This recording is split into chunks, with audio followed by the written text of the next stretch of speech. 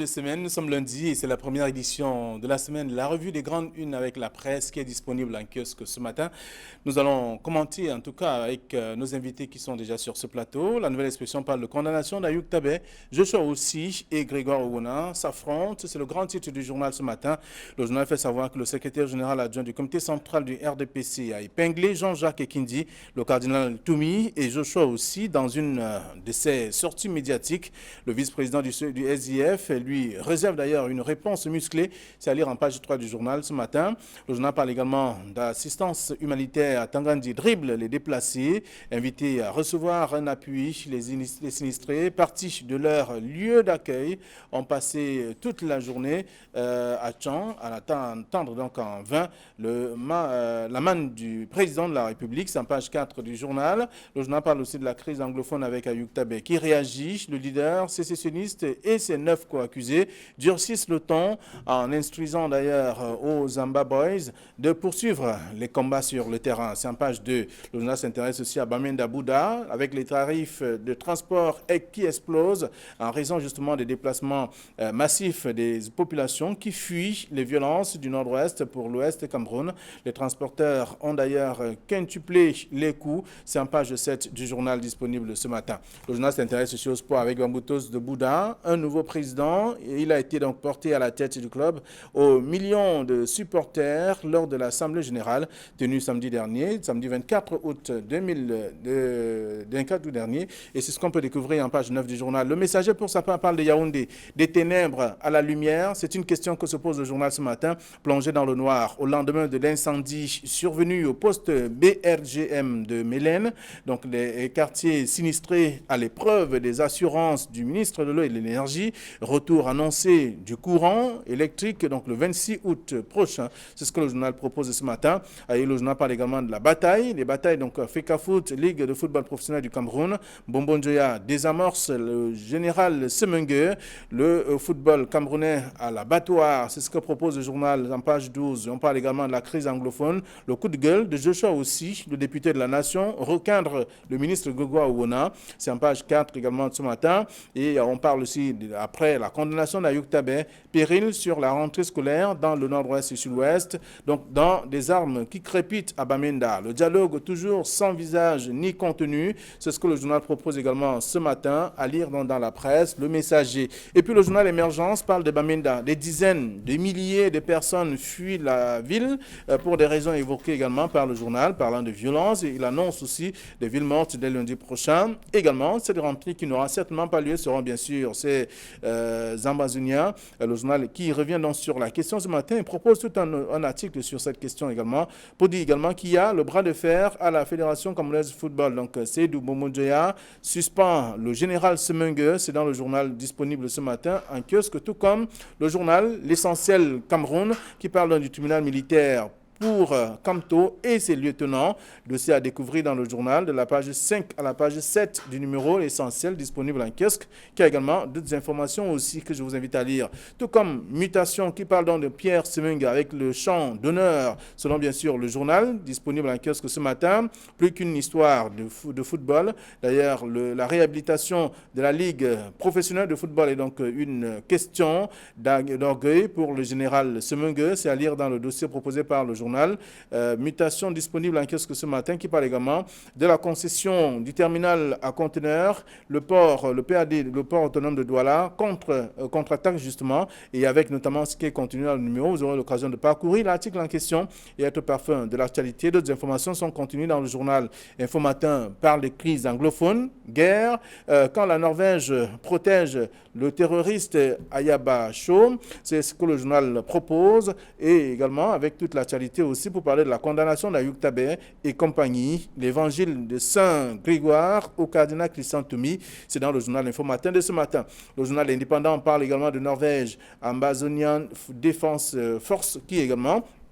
Aujourd'hui, le journal fait savoir que c'est une véritable collision suspecte Et on parle notamment de Lucas Ayaba, et bien entendu, qui aujourd'hui bénéficie de plusieurs éléments et qui continue de poursuivre ou de menacer également pour une rentrée non possible, pas possible en tout cas dans les régions anglophones. C'est ce que le journal propose également ce matin. D'autres informations aussi, tout comme le soir hebdomadaire qui parle de scandale. Un élève du Nord-Ouest interpelle le Premier ministre belge pour son soutien au terroriste Marc Barretta. C'est dans le journal et le journal s'intéresse aussi à l'opération épervier. Quand le lion dévore justement ces lionceaux, c'est ce que le journal propose et avec la réaction de Saint-Éloi Bidon à découvrir dans le journal Le Soir hebdomadaire qui parle aussi de l'affaire Nextel, le hold-up manqué de John Gouté contre Baba Dampulo, c'est également dans le journal Le Soir hebdomadaire. Le journal Le du Sahel parle aussi de l'université de Maroua. Le président du conseil d'administration a couteau tiré avec le recteur, c'est ce que le journal propose comme une et également, je vous invite à lire l'article en question. D'autres informations sont contenues dans le numéro de ce matin. Le quotidien de l'économie parle de monnaie et nous apprend que entre la BEAC et le JICAM, le ciel est sans nuages. C'est notamment sur la rareté même des devises, sur cette question qui a fait bouger les lignes il y a quelque temps. Et on voit bien que tout est revenu à la normale. Donc tout un dossier à découvrir dans le journal disponible ce matin. Et d'autres informations dans le quotidien de l'économie. Cameroun Tribune s'intéresse à la rentrée scolaire, la grande mobilisation. Le journal fait savoir qu'il y a des actions qui sont menées sur le terrain. Les librairies sont achalandées. Il y a également des libraires, des livres de le manuel scolaire qui est disponible et aussi seulement dans les régions anglophones, il y aura une véritable rentrée selon le journal qui propose tout un dossier de la page 13 à la page 16 du quotidien Cameroun Tribune qui a d'autres informations ce matin. Le financier d'Afrique parle justement de la BA qui dénonce la tricherie des banques à découvrir dans le dossier proposé par le numéro disponible ce matin. Voilà ce que la presse nous propose, celle que nous avons reçue à notre rédaction et avec nous sur ce plateau pour commenter quelques sujets et en attendant de voir également vous procurer ces tabloïds. Bernard Batana avec nous, bonjour et bienvenue. Bonjour Fabien Dongo, bonjour Jean-Paul Chouniat. I will say good morning to Manfé, good morning Akwaya, good morning Bafout, good morning Kumbo. Flavien, permettez-moi de revenir sur un sujet à l'aube de la rentrée scolaire qui a attiré toute l'attention, l'excellence scolaire.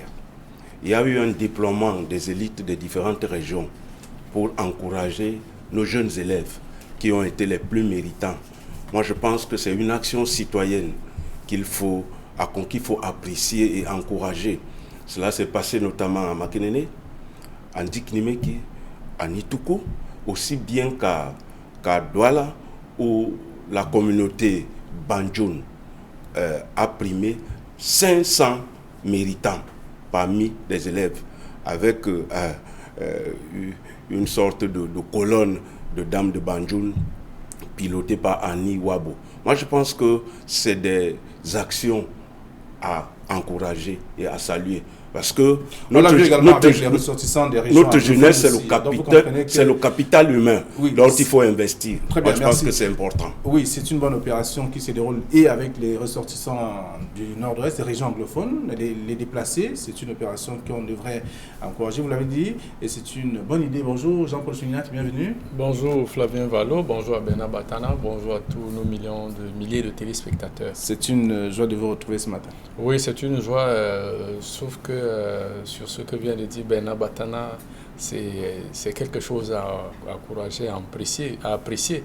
Mais pour autant que ça ne devrait pas faire démissionner l'État. Autrefois, on avait des bourses d'excellence. Lorsqu'un enfant passait de la 6e en 5e, quand il était premier ou il était parmi les meilleurs, c'était automatique qu'il devait recevoir une bourse.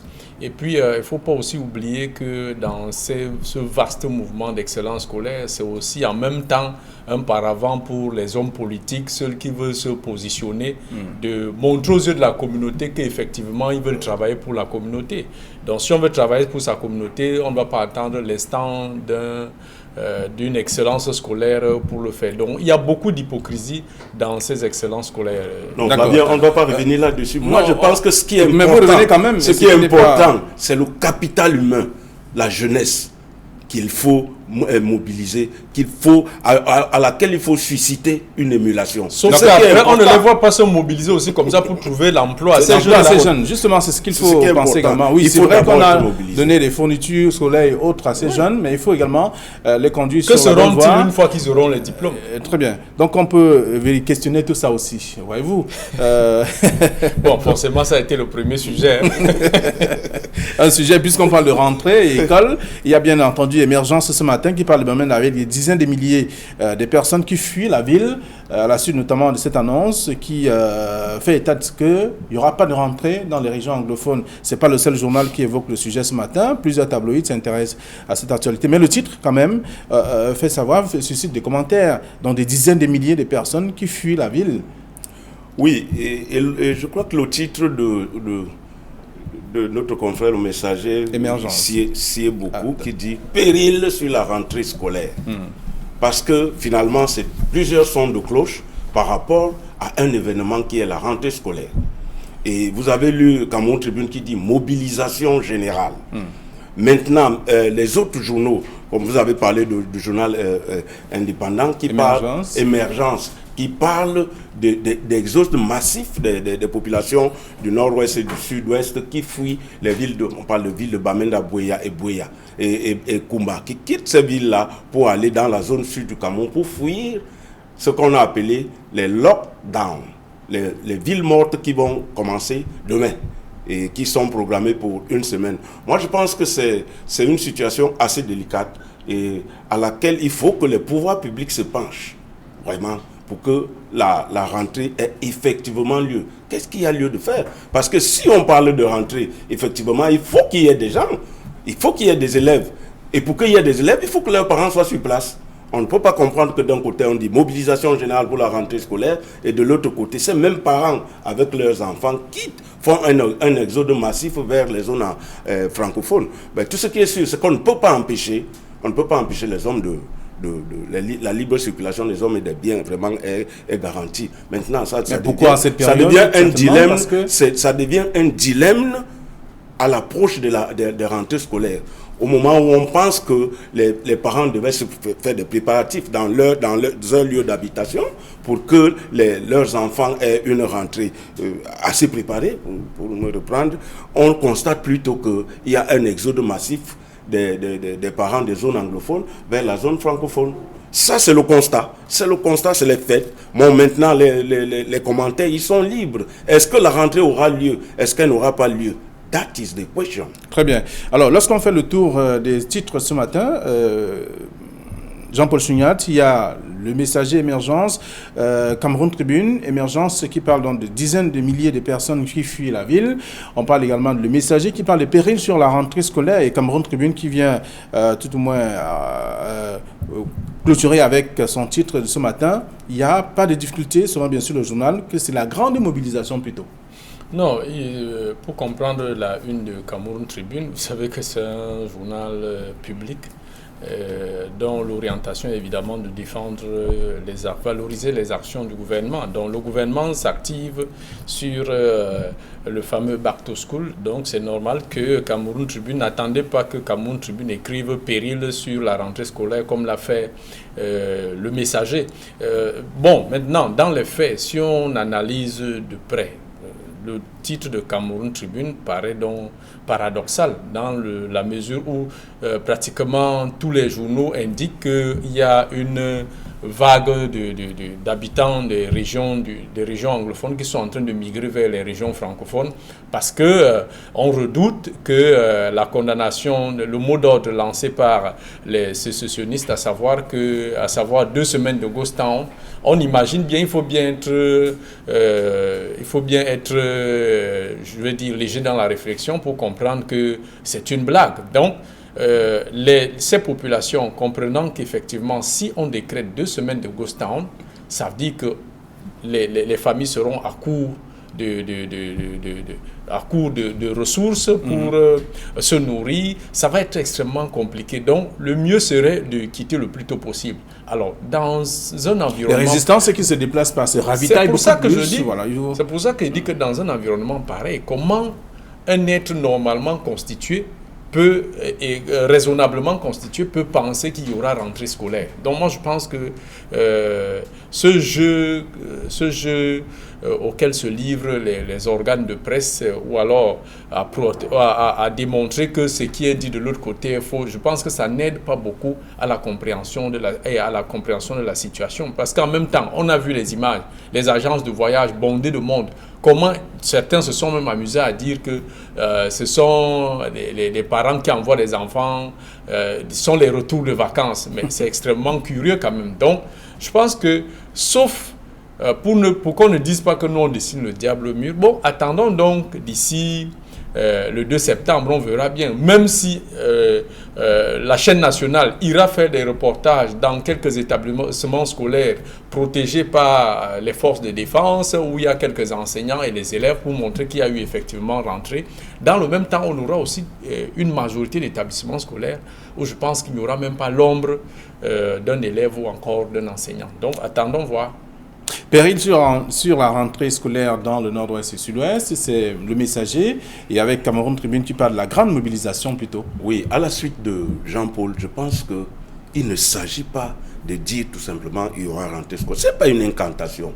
Sur le terrain de l'action, est-ce que des conditions sont réunies pour qu'il y ait une rentrée scolaire effective? Est-ce que le personnel enseignant a déjà regagné les différents personnels enseignants, est-ce qu'ils ont déjà regagné les postes? Est-ce que lorsqu'on va sur le terrain, est-ce que les écoles même, les infrastructures qui ont été sont dans quel état? Sont dans quel état? Est-ce que c'est dans un état où ils peuvent recevoir une fois de plus les élèves? Voilà des choses. Parce que moi je pense que Jean-Paul a dit quelque chose. Est-ce que la presse a fait son travail? De savoir que nous sommes allés sur le terrain. Parce que nous avons appris par ailleurs que certaines écoles sont devenues des bases arrières de terroristes. Est-ce que ça a été pacifié? Est-ce que les écoles ont été réparées, arrangées? Est-ce que les structures sont prêtes à accueillir? Parce que nous sommes à une semaine de la rentrée jour pour jour. Est-ce que tous ces préalables-là sont déjà établis pour qu'on le dise qu'il y a une mobilisation? La mobilisation aussi dont on parle consiste à ce que, au niveau des écoles, qu'il y a des investissements humains. Qu'on nettoie les alentours des écoles pour recevoir les élèves. Est-ce que tout ça est fait? Il ne s'agit pas de dire que la rentrée doit avoir lieu. Il faut que tous ces préalables-là soient réunis pour qu'il y ait une... C'est la dernière semaine avant la rentrée. Et on attend de voir justement si les travaux. J'ai appris qu'il y a rentrée administrative aujourd'hui. Donc, je pense que ceux qui parlent de mobilisation générale peuvent aller se balader dans le nord-ouest et voir si les enseignants, en commençant par les enseignants, s'ils vont effectuer la rentrée administrative aujourd'hui, et le personnel. Alors, une question, où vont ces gens qui quittent les régions anglophones, ces gens qui vont dans d'autres régions où la situation semble passable? Est-ce qu'il y a des familles d'accueil? Est-ce qu'il y a des lieux pour les abriter? Flavien, ce sont des déplacés. Ils vont là où ils peuvent. On ne peut pas dire qu'ils ont un lieu précis où ils doivent aller.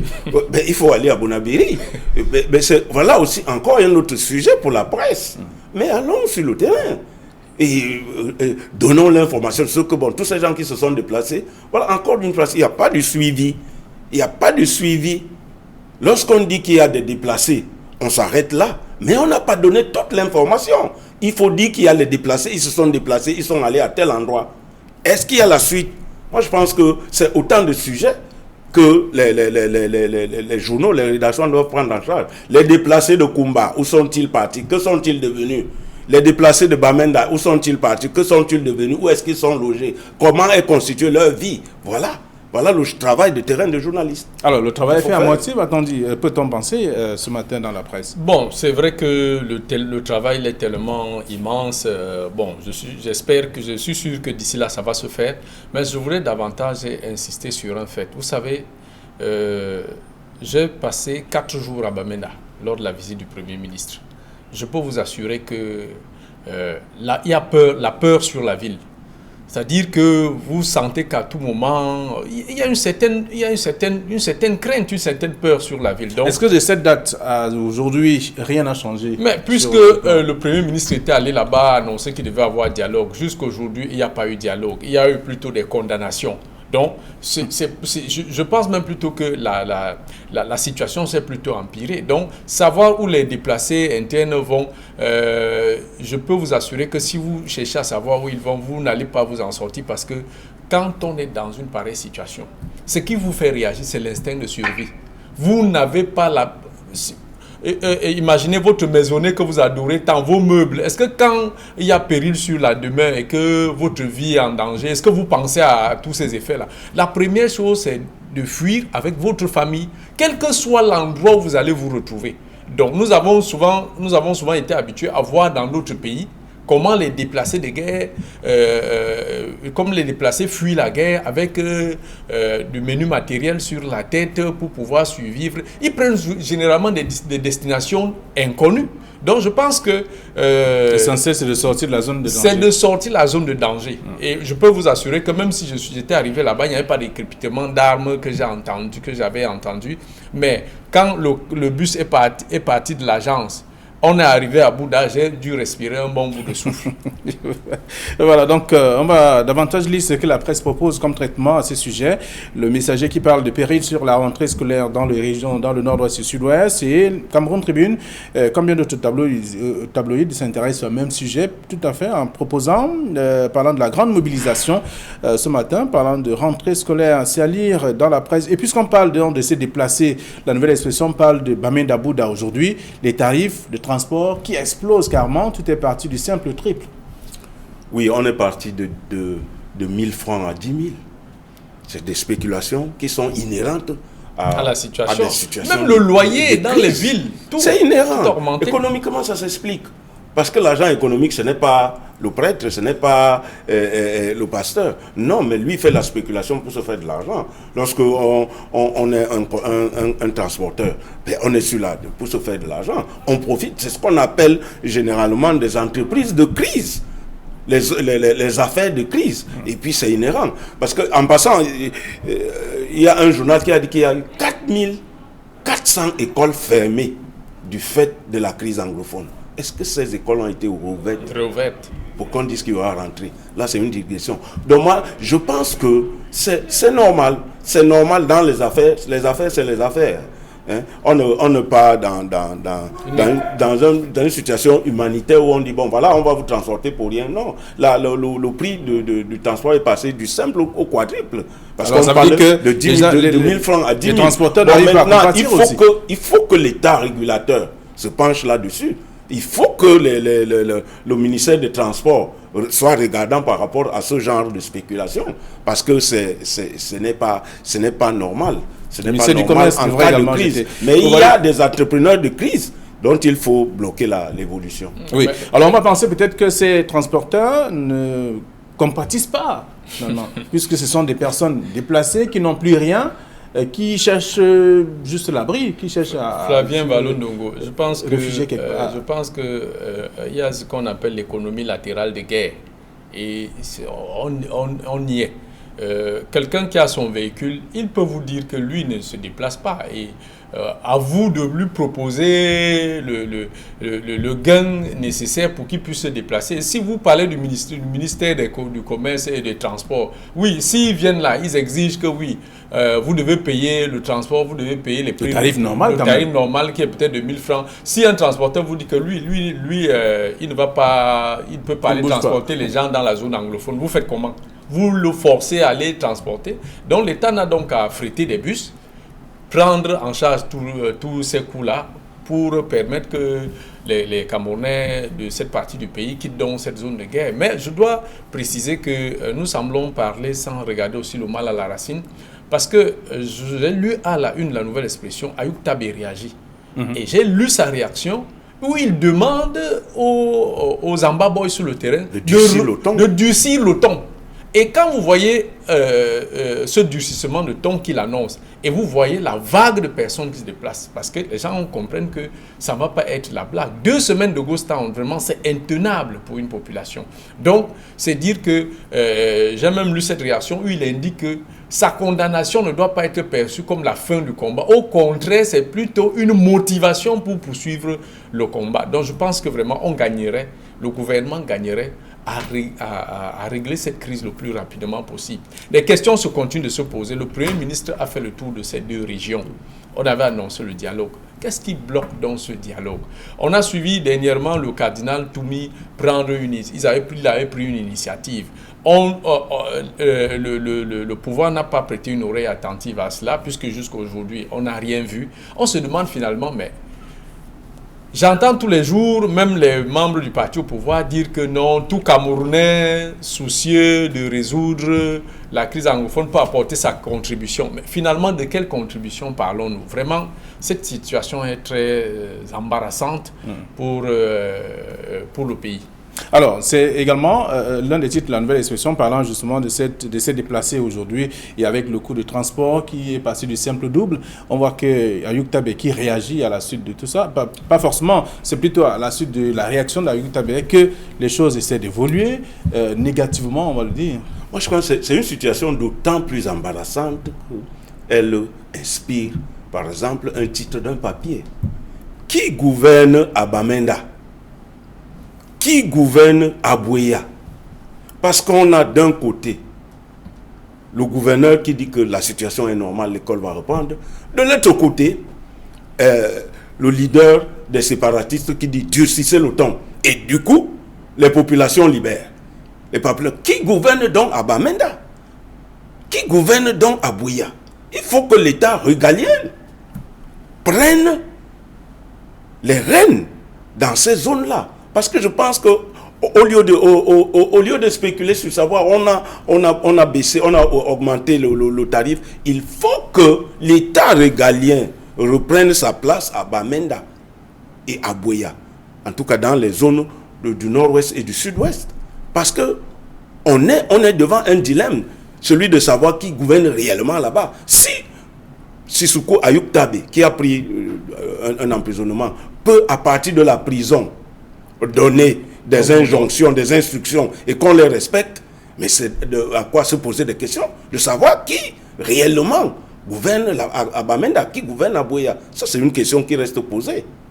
Très bien. Alors, donc, on va lire ce que la presse propose parlant de cette crise anglophone. Ayouk Tabé qui réagit avec donc, le leader sécessionniste et 9 de ses co-accusés durcissent le ton en instruisant d'ailleurs aux Zamba Boys de poursuivre les combats sur le terrain. C'est en page 2. Et le même journal parle aussi, toujours dans le cadre de la condamnation d'Ayouk Tabé. On voit bien que la nouvelle expression parle de Joshua aussi et Grégoire Ouna qui s'affrontent. Et le journal Le Messager parle donc de crise anglophone. Le coup de gueule de Joshua aussi, le député de la Nation, cadre d'ailleurs le ministre Grégoire Ouna. En avait-on besoin d'arriver là alors qu'il y a un terrain où on a besoin d'un peu plus d'action? C'est vrai, la sortie de l'honorable Joshua aussi à la suite de la condamnation d'Ayouk Tabé, que ce soit encore le cardinal Toumi ou alors Jean-Jacques Kindi, qu'il faut le préciser, avait soutenu le RDPC pendant la présidentielle. Donc si aujourd'hui lui-même il fait rétropédalage, c'est parce qu'il comprend que la situation est grave. Donc cette passe d'armes entre Grégoire Ouna, qui est le secrétaire général adjoint du comité central du RDPC, et le député Joshua aussi. Je pense que ça n'avait pas sa raison d'être.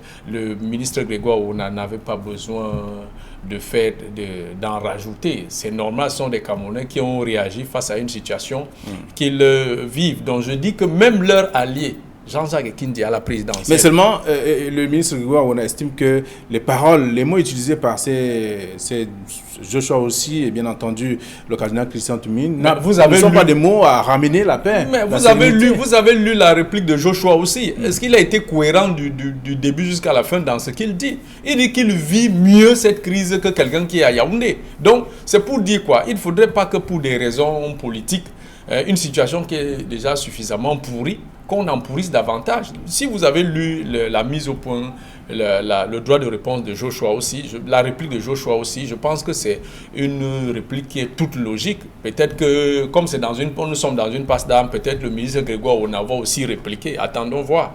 Voilà. Mais je dis, ça n'aide pas à la résolution de la crise. Tout ça n'aide pas. C'est la question justement. Est-ce que ça peut contribuer à ramener la sérénité? Ce qu'on entend, qu'on souhaite tout savoir. Ça va continuer à nous amener dans le dilatoire. En tout cas, les justes oratoires de ces deux hommes sont normales. Parce que il y a l'un qui est du parti au pouvoir, qui défend l'action du gouvernement, et de l'autre qui est un opposant, qui essaie de critiquer l'action du gouvernement. Mais sauf que le moment est mal choisi. Le moment est mal choisi pour ces joutes oratoires, pour ces joutes oratoires politiques. Nous pensons qu'il y a une urgence. Or, les entreprises politiques, lorsqu'elles se créent, elles ont pour objectif l'épanouissement de l'homme. C'est ça, l'évolution et l'épanouissement, le développement de l'homme. Or, ici, l'homme n'est pas épanoui. Mais dans ce manque d'épanouissement, ils ne vont pas rajouter avec les joutes oratoires. Moi, je pense qu'il y a d'autres préoccupations pour les hommes politiques. Ramener la sérénité dans le nord-ouest et le sud-ouest. Parce que d'un côté, le